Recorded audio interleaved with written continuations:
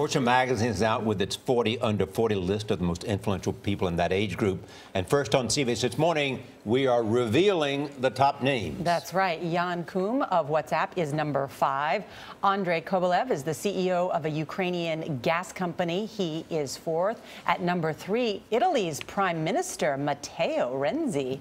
And Mark Zuckerberg of Facebook is number 2. And tied for the most influential this year is Uber's Travis Kalanick and Brian Chesky of Airbnb. Fortune Assistant Managing Editor Leigh Gallagher is with us this morning. Great to have you here. Thank you so much for having me. I have to say, though, reading this list, it just kind of is a little depressing how many people are so successful under the age of 40. And the it's hard to get through. It's hard to get through without feeling exhausted because of all the things that these people are doing. And the interesting thing, they're all companies they've created in the last 4 or 5 years, except for Facebook. Yes, it's amazing. No, that's true. There's so much innovation and disruption happening now. It's incredible. Why a tie for number 1? Well, we thought that this year, Airbnb and Uber have both so disrupted the way we live our lives. When you think about what Uber has done, not only for us as we get around, but just for the entrenched industries of the taxi commissions and all these people that are Uber's foes.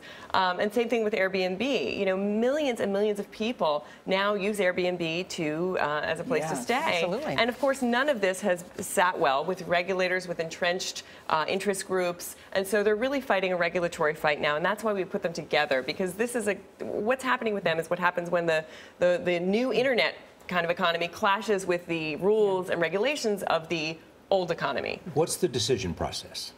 Well, we look at a lot of people, and this is really a list of power and influence. And so we look at the scale and size of someone's business, but we also look at the influence that that person or that person's business has. So when you look at something like, you know, WhatsApp, for example, I mean, millions and millions of people are using WhatsApp. And when I look at the list, the diversity seems to be lacking. I found 2 people of color. Is it hard to find people of color for this list? It's hard. You know, we don't try to whitewash what is the case with business.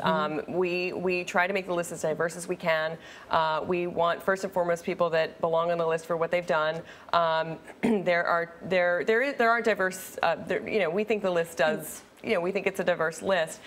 But at the same time, we think that, you know, Silicon Valley, for example, is not a place where diversity is alive and well necessarily, and that's something that they've openly acknowledged. We also sometimes find people who are wonderful but who just turned 40. I mean, we found 2 people this year who were so fantastic. And there are 15 women on That's when we'll do the 45 under 45. Yay. 15 women on this year's list. Who stands out? Who stands out? A bunch of people. Well, Marissa Mayer from Yahoo is, of course, she's, you know, feeling a lot of pressure from investors now, to say the least. But she's got a lot more money now. Yes, that's true. That's true.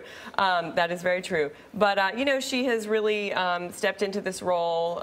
She was the youngest CEO of a Fortune 500 company when she took it over, and it's a very influential position. She's done a lot at Yahoo. She definitely has her struggles ahead of her. It was nice to see Ivanka Trump, and I saw Alexa Tobel, who I've been following for a long time. Yes, Alexa von Tobel's great. She's really interesting because we've looked at her for the past few years. She owns a company called LearnVest. She founded it, and she's very charismatic. She's gotten a lot of attention over the years, and what's the difference between getting a lot of attention and actually having a really impressive business? And we really feel like this year she got so much traction. It's a personal finance website, and she has signed major deals with Putnam and Fidelity to provide services to those investors. And there's some people here in government as well.